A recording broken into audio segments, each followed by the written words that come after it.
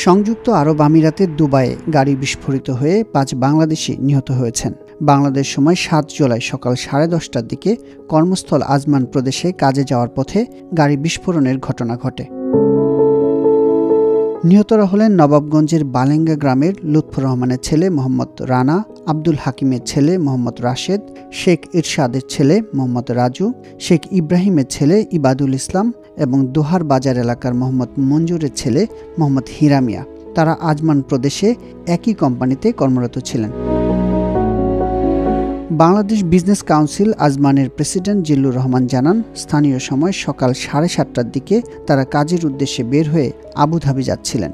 রাস্তায় তাদের বহন করা গাড়িটি আবুধাবি রোডে সাহামা এলাকায় দুর্ঘটনার শিকার হয়। এতে ঘটনাস্থলে 5 জনের মৃত্যু হয়। এ বিষয়ে বাংলাদেশ কনসুলেটের consul general BM Jamal Hossain বলেন, দুর্ঘটনার তথ্য পেয়েছি। আরও বিস্তারিত জানতে কনসুলেটের পক্ষ থেকে স্থানীয় প্রশাসনের সাথে যোগাযোগ করা হচ্ছে।